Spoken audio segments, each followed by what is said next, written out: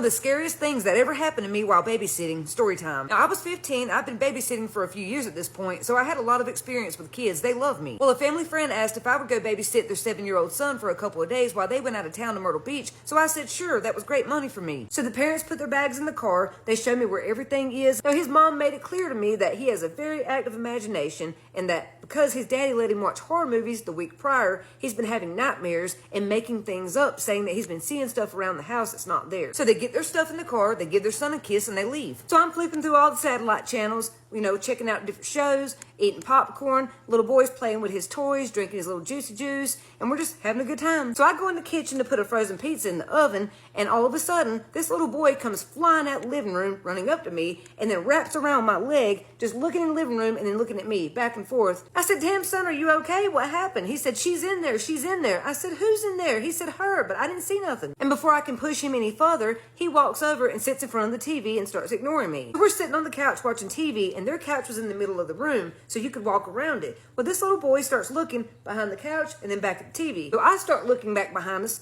It's like a natural reaction when you see somebody else doing that, you start doing it. The more he did this, the more I felt like somebody was standing behind us, but I don't see anything. So I get up and walk across the room, and from there I can see the hallway. And for a second, something stood out to me. At the end of the hallway, it looked like someone was peeking around the corner like this. But when I cut the light on, it was gone, so I thought my mom was playing tricks on me. My anxiety's peaking, so I'm like, okay, it's the first time you've been left alone in someone else's house. Calm down, go take a shower and go to bed. But while I'm taking a shower, I get the weirdest feeling like somebody's standing outside of the shower curtain. Now, they had a big-ass bathroom, so I was like, dude, it's a new place, it's a big bathroom, you're not used to this. Just stop freaking out. But I have to keep sticking my head out the shower curtain to make sure nobody's there because I'm getting that vibe like somebody is there. So I peek out the shower again and bam, this kid is standing in the doorway crying. I said, "What's wrong?" He said, "It's gonna get me. It's in there. I just saw it. Can I stay here with you? I'm scared." I said, "Yes, stay right there. Just turn the other way." And then I dry off and get dressed in the shower so he can't see me. Now it's about 11 o'clock at this point and he's still wide awake. So we sit there and talk for a little while. We play with Legos, Play-Doh. I'm just trying to wear him out so he'll go to sleep. Well, finally around 2 a.m., he falls asleep. Now, it was already so late, I didn't have time to unpack my clothes, so I just get in the bed and I go to sleep. About 10 minutes later, I hear this youngin' screaming again. Before I can even get out of the bed, I hear him thunk, thunk, thunk, thunk, and he's already running into my room, jumps into bed with me. He's screaming to the top of his lungs, "She's there in my room, behind the door. She's gonna get me if I'm alone. Please don't make me go back in there." So we're laying there in the bed together,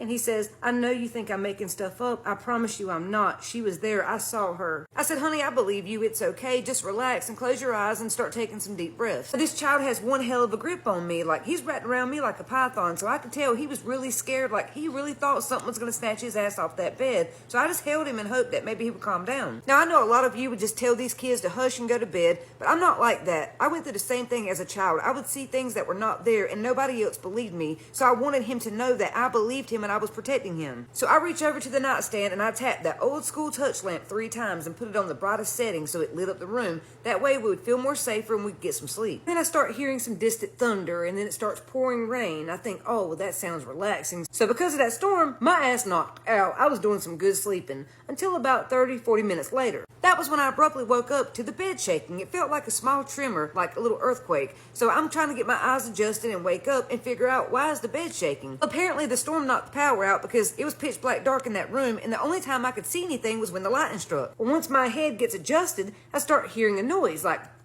chattering of teeth. I'm laying there trying to figure out what the hell is that noise and what is shaking the bed. And that's when I look over and I see the little boy is sitting up on the other side of the bed with his hands holding the cover. And it's him shaking the bed. He's shaking that hard. And that chattering sound I heard was coming from his teeth. He was sitting here holding the covers with his eyes wide open and going, "Are you okay?" Because I thought he was having a seizure. But when I looked at him, his eyes darted over to mine and I realized he was awake. He was so scared. Like, he couldn't move. He was frozen, shaking and chattering. I'm like, well, if he's not having a seizure, what is wrong with him? And that's when it clicks.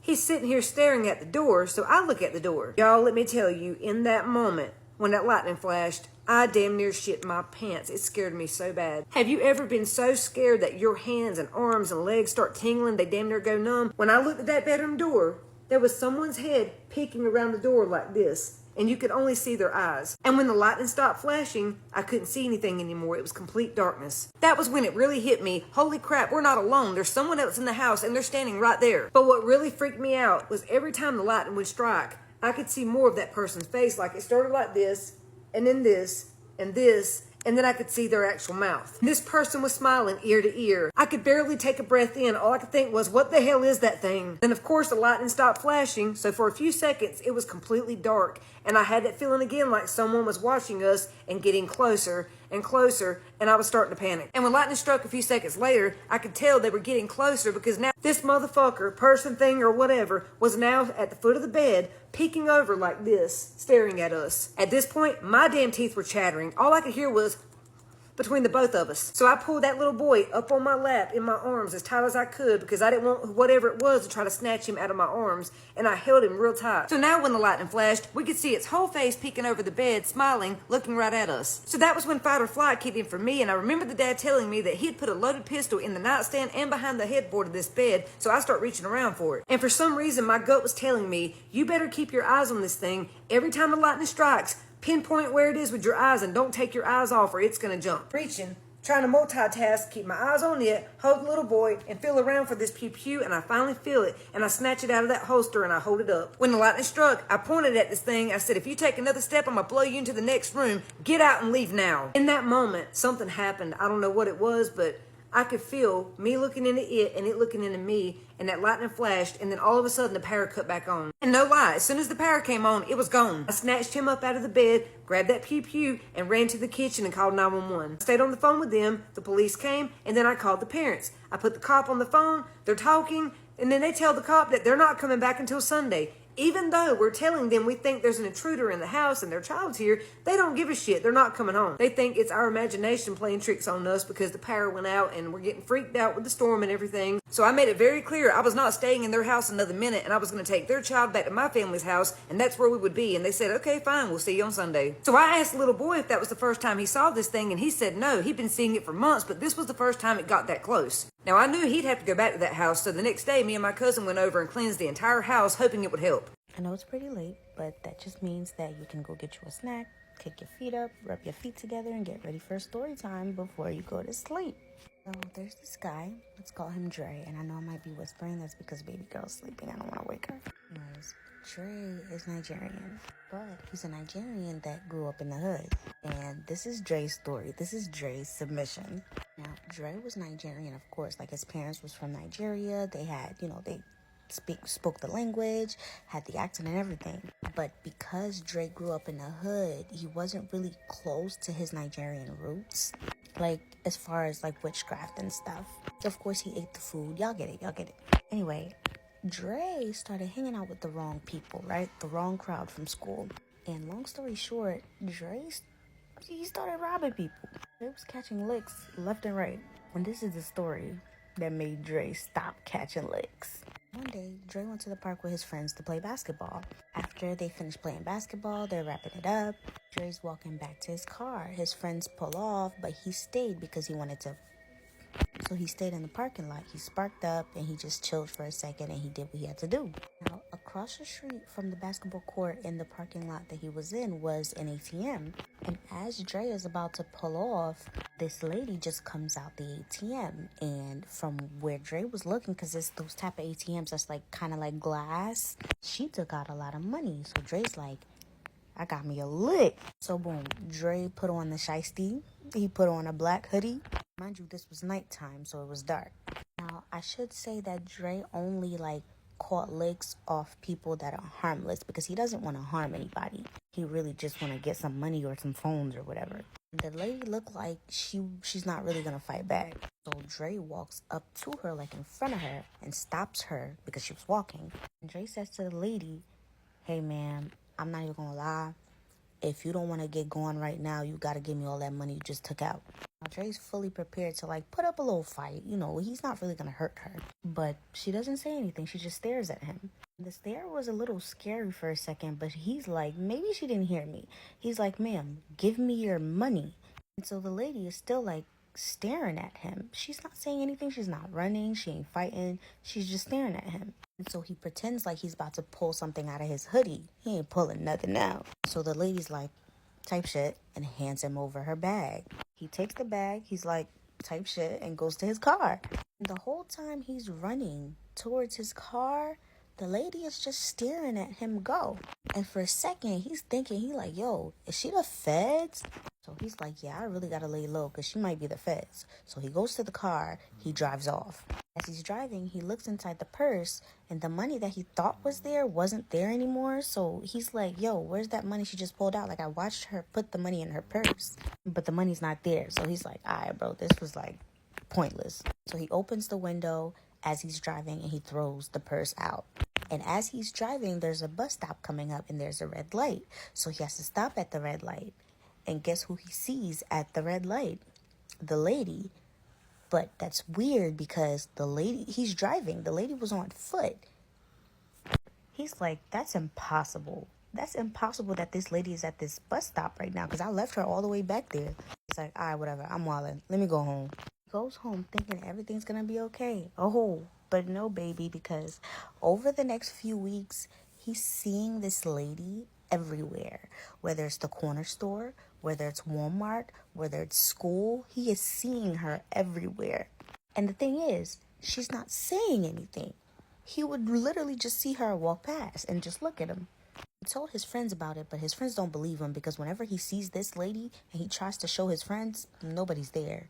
It gets so bad that he's seeing this lady in his dreams. At first, it was some dreams, and then it was like every other day, and then it was every night.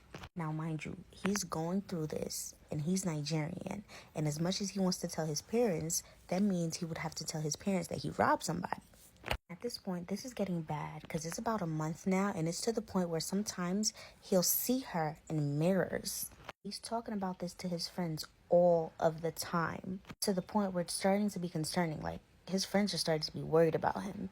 Of course, he wasn't hanging with the right crowd, so they kind of like stopped being friends with him. And so the fact that they stopped being friends with him made him crash out even more because his life is falling apart now and he doesn't even know how to explain it. And whenever he tries to explain it, he sounds crazy and nobody believes him. So at this point, he's really crashing out. It's so bad to the point where he's trying to keep himself up because he does not want to keep dreaming about her. And so it got to a point where he's like talking to her, but not her. He's like questioning her, like, what do you want from me? I'm sorry. I will never rob again. And this would happen in the most random places because he's losing his mata.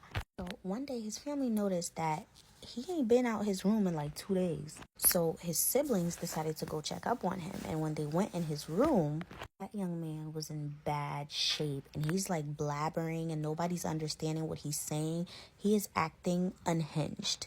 So his siblings went to his parents and his parents came in the room. Ultimately, Dre was so bad that his parents ended up having to take him to a psych ward. When he got to the psych ward, they gave him medicine to sleep. So now he's like sleeping a long time and he's seeing this lady. So whenever he wakes up, it's even worse. Finally, he works up the courage to tell his parents what happened. And so the moment he told his parents the full story, they understood. They immediately signed him out of that psych ward and they sent him back to the village. They booked him a flight with the quickness. When he got back to Nigeria with his parents, they had to do a lot of work on him, like a lot. And come to find out, he ended up robbing a lugau, a witch. That witch's magic was pretty freaking strong because it took a lot to get it all off of him. He had to alternate between church and root work. After a couple of months of being in Nigeria, he was finally back to normal. Dre says he will never, ever in his life catch another lick ever again. Dre told me to tell the YNs nowadays that it's all fun and games until you have to deal with something spiritually. You can't fight your way out of that one. You can't shoot your way out of that one. Anyways, make sure you guys are following me on Instagram in case they take this app away. Yeah, because how else are you going to get your stories? Exactly, you get it. Can we show them the older homestead? Yeah, let's go. As you know. No, it's not. No, it's not.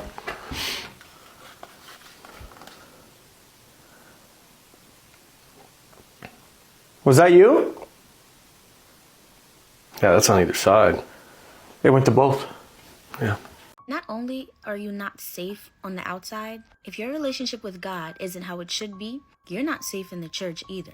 Scary story time. And this story comes from a lugau herself. Like, she used to go to church for the sole purpose of targeting people, finding weak souls, finding those lukewarms, and ruining their lives. She was a churchgoer by day and lugau flyer by night.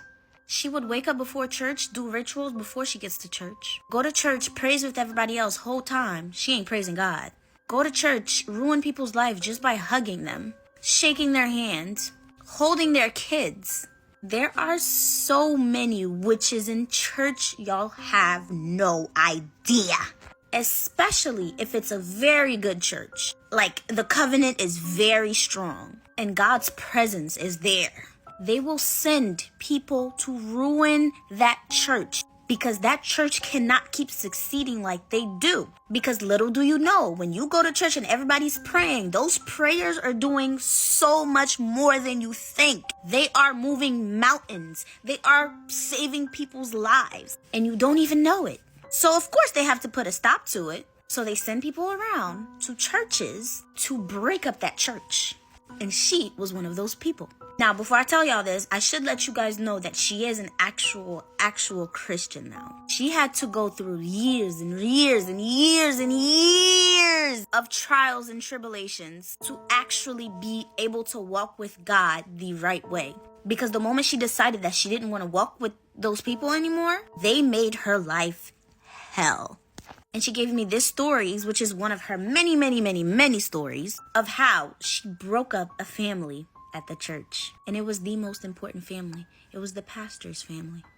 Now, before I tell y'all the story, I want to touch on the fact that a lot of you guys complain that I don't do the whole 10 minutes. But little do y'all know, I do it sometimes. But whenever I do those 10-minute videos, they never get pushed out. I don't know what it is about it. Like, y'all don't see it on the For You page. You would have to physically go to my page in order to see that I posted. But whenever I split the stories, it gets pushed out like nothing. So I understand how aggravating it can be for, like, stories to, like, you know, be split. But that's how I have to do it. So you guys can actually see the story times. I do take a little long sometimes, I admit. But I have a life, y'all. But anyway, on to the story, which is going to be on the next part. I'm sorry. I got my snack, so get yours. It is a snack. I'm Haitian. So, there's this girl. Let's call her Deja. Deja had got home from work and she was tired. She ate dinner. She took a shower. She read her book. And then she went to sleep. Now, Deja is a very light sleeper. I am too. Like, somebody could walk past me and I'll wake up. So, it wasn't any surprise when Deja woke up at 3 a.m. to somebody knocking on her door. She knows it was 3 a.m. because when she woke up, the first thing she did was grab her phone and look at the time because it's the middle of the night. Deja's like, who the hell could be at my door at 3 a.m.? Deja also knows better, so she didn't open the door. She went and looked through the peephole, but no one was there. So she's like, am I bugging? Like, I could have sworn there was a knock that woke me up. And she sat there contemplating for a while if she's bugging or not, because she's not going to wake up for no reason. She's like, all right, forget this. I'm going back to bed. She goes back to bed. She lays down, and the moment her head touched that pillow, she heard the knock again. And so she sat up. She's like, am I tripping right now? And as she's questioning herself if she's tripping, she hears the knock again. She's like, okay, I'm not bugging because I heard it. So she went back to the door, looked through the peephole. There's still nobody there. Deja had this neighbor. Y'all know how everybody has that one neighbor that just knows everything? Like, that neighbor watches everything and just looks out. He's like the block's cop.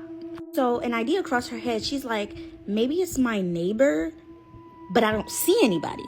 And she's like, I feel like I should call my neighbor to see if my neighbor's up.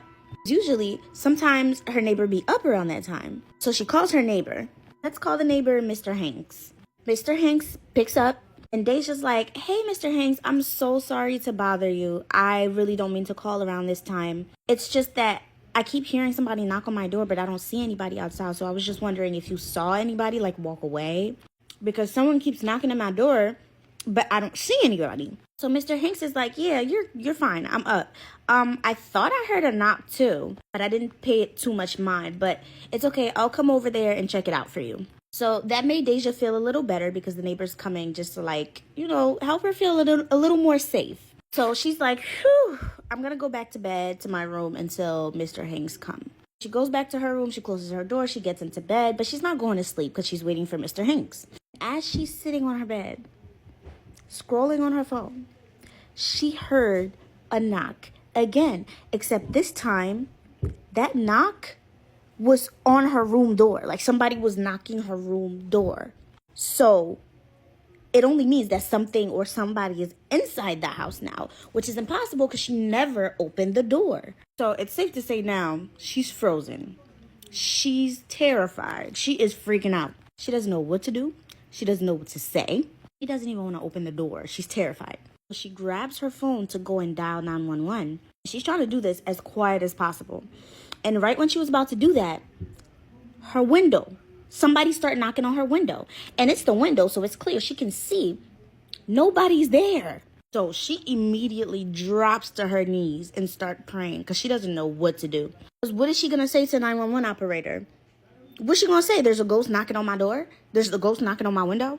Please come check it out. Like, she don't know what to do. As she's in front of her bed, on her knees, praying, she sees something under her bed. Now, Deja's a very clean person. She doesn't keep, like, she's very clean. She's like a germ freak. So when she saw something under her bed, she's like, impossible. And the way that the thing was, like, the way it was placed, it was as if somebody planted it there. So she goes under her bed. She reaches for whatever that she saw. She pulls it out. And it's the underwear of the person she last had sexual relations with. It was his boxers. And not only was it his boxers, when she touched it, it was oily. As if, like, the boxers had oil on it. And it was, like, wrapped, like, as in, like, a small little ball so that it can be hidden. And when she opened the underwear, there were herbs inside. Herbs. The Haitian came out of me and I said herbs, but you get it. Deja is no stranger to witchcraft. She doesn't practice it, but she knows about it. She's like, holy shit, he got me. So she starts praying even harder. Like, she unravels the thing. She takes everything apart, goes in her drawer. She gets a lighter because she had a bathroom, like, in her room. She ran to the bathroom, ran to the sink, and put the underwear on fire as she's praying over it. Y'all, when she started to burn that thing, it wouldn't burn. Mind you, the underwear has oil on it with herbs, so it should be catching fire, but it's not. And the more and more she's praying, the more and more she's trying to set it on fire, the knock that was at the door isn't even a knock anymore. It's a pound.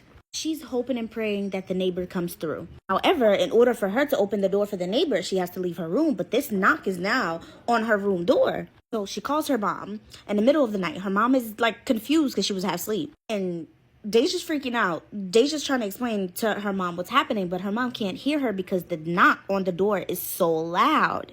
After multiple tries, the mom finally understood what Deja was trying to say. And Deja's mom, too, is not new to witchcraft. She's not even from the U.S., so she definitely knows about it. Her mom immediately got angry with her because her mom is always warning her about who she, like, has sex with. Because, believe it or not, y'all, having relations with somebody is deeper than you think it is. That's why you're not supposed to do it before marriage. But that's another video for another day. So mom is mad at Deja. She's like, you know better. Why are you sleeping with people you barely know? To the point where they're putting things under your bed. Deja's like, Mom, clearly I know, I messed up. But what can I do right now? Because I'm praying and I'm trying to burn it and it's not working. He messed with the wrong spirit. Story time. Back in the early 90s, my cousin, who was a teenager then, was hanging out with her friends in a Burger King parking lot. Right across the road from the Burger King is the town's oldest cemetery. In between Burger King and the cemetery is the 4 lanes, which is a very busy road throughout the day, but at night it's like ghost town. So around 2:30 a.m., my cousin, her best friend Mallory, and another girl are all standing outside of her Chevrolet Blazer talking to another group of teens, and they're getting bored and wanting to leave. That was when this car pulled up and an older man named Daniel jumped out. He started talking shit, and I mean, he was showing his pure ass. So Daniel, who is like 30-something years old, is out here flirting and hitting on these teenage girls, begging them to go right off with him, and when they say no, he gets mad and snatches one of the girls' car keys. So my cousin and her friends are trying to get the keys back from him, but he's running around the parking lot holding them up where nobody can get them. The girl whose keys he took says, "Give me my keys, I'm ready to go." And he yells, "No, you're not going no damn where until I say." And he takes off walking across the road towards the graveyard. He's walking across the 4 lanes and he keeps turning around pretending like he's going to pull his thing out in front of them. And they're yelling, "Give me my keys, what the fuck are you doing?" And he just keeps walking. When they look over, they see him peeing on the graves like he's slinging that thing around, spraying all of them. He is laughing his ass off. He thinks it's the funniest thing ever. He walks through the graveyard, kicking over flowers and stones, and then he he leans down and picks up a baseball off this little boy's grave, throws it across the graveyard and yells, "Go fetch." The people he rode with are getting fed up, but they get out of his car and they start yelling at him, "All right, Daniel, that's enough. Come on or we're going to leave you here." That's when Daniel realizes his friends are leaving him. They're in the car pulling around the Bird King, so he pulls his pants up and takes off running back across 4 lanes. So my cousin Mallory and the other girl are standing on the sidewalk. They look both ways. There are no cars coming, so they take off walking towards Daniel to get the keys back. My cousin to this day swears when Daniel's foot hit that second lane, his body just folded like a crushed can. Think Creasy from Stranger Things, except he didn't levitate. He was thrown and then folded. Everyone starts running over to him and they see that he's basically been pancaked, but somehow he's still alive. Daniel's last words were, "Did you see the flying car? It was red." And then he died. So they're yelling, "Somebody call 911, hurry." Trigger warning. He was busted up like a sack of broken bones. He was missing teeth. His eye was out. His arm was turned backwards. His legs were both folded backward. It was bad. Every single witness standing in that parking lot said none of them saw a car. A man who owned a store next door to the Bird King was pulling up when this happened, and he said he didn't see a car either. But what is so creepy is the next morning, the police walked over to the cemetery to see which graves Daniel had peed on, and one of those headstones had a picture of a cherry red Corvette with wings. A red flying car, just like Daniel said he saw before he died. I don't know. That's crazy. What the fuck was that? Bro! What's going on around you? I don't know. I'm frozen. I am frozen. Did the window Sean. break? Hey guys, get rid of me while I talk about the time I almost got kidnapped in Home Depot. So basically, I was like doing some shopping in Home Depot. And then we checked out and went and left the store. Then this guy like walks up to us and is like, "Oh, like you dropped your money on the floor." So I was like he walked up to me and my mom. And like, okay, I'm not gonna lie, we did have cash on us, like we paid with cash. But like we thought it was kind of weird because like, what the heck do you mean like we dropped our money? Like, I don't know, it was weird. So then like he tells us like, "Yeah, it's like right there, like look behind you." So like obviously we look behind us and then and like we see like there's nothing there. I just forgot I'm supposed to be getting ready, so hold on. So then like we turn around and he is so close to us. Like bro, I'm talking like this close. Like he was like this, like far away. Turn around, then we look back. He's literally right there, like in our personal space. So then like he was just like making like conversation with us and like small talk, you know what I mean? And then we're like obviously done putting the stuff in our car, and bro, we just see like I just see a car like just driving up like in the distance, like gonna drive up to us. So then like I was like, "Oh frick, no." So then I was just like telling my mom, I'm just like, "Okay, let's get in the car like right now." And she's like, "Why?" And I'm just like, "Bro, there's literally a car like coming up to us like right now." So then like we like literally run in our car, like close the door, lock it, and then like the guy is just we tell the guy like, "Oh, we're gonna call 911 if you don't leave us alone." And tell me why the car was a white van. So like immediately me and my mom literally just left because fuck no. But then as we're leaving, like backing out, they're following us. So bro, me and my mom needed to get gas. I know, like the worst thing ever, I know. So we were like, okay, so we're gonna take like a U-turn and like try and go to our house. And they ended up following us to our house. So then obviously we're like, okay, this is not okay. Like, what do we do? So basically, then, yeah, this whole story was fake. But wait, please, in the comments, like, be like super convincing and be like, "Bro," and like, be like, "Oh, like, that's insane that happened. Like, what the heck? That's crazy." Please don't say that's fake. Please, guys, please. But yeah, guys, I'm so sorry. But yeah, please be convincing in the comments. And yeah. Okay, yeah, anyways, bye. Have you heard the story about the girls who went on a girl trip to Miami during the summertime? On the first night, they go out to a few bars, they're drinking, they're partying, they're being super social. One of the friends drinks a little bit too much. She goes out onto the dance floor and starts dancing with this guy. Her friends warn her that the guy looks a little bit strange and she probably should pump the brakes with him because he looks a little too suspicious. He keeps buying her drink after drink after drink, and she's completely hammered. Her friends are trying to get her off the dance floor, to get her to go home. She's not interested. She just stays with this guy. The friends don't want to leave her. They're there to watch her and help her, and they notice that the girl starts to like lean in and start making out with this guy. This guy was being like overly persistent to the point of where it was getting weird. He kept insisting that she go home with him. They all go back to the hotel. They don't think anything of it until the next morning when the girl wakes up. She went into the bathroom and started screaming, like bloody murder. The friends wake up, they all rush to go see what's going on when they realize her skin is starting to like bubble up. It has boils, blisters, it's deteriorating, and it smells really bad. They immediately take her to the urgent care. They do all sorts of blood tests and a full panel on her to see what's going on, what she came in contact with. The doctors are asking her what she came in contact with, who she's been in contact with, and what she's been eating. Because the girl had been drinking all night, she couldn't remember exactly what she was doing the night before with that guy at the bar. The girl is immediately quarantined when the blood results come back. They bring the police into the room, and that's when the girl really starts to get scared.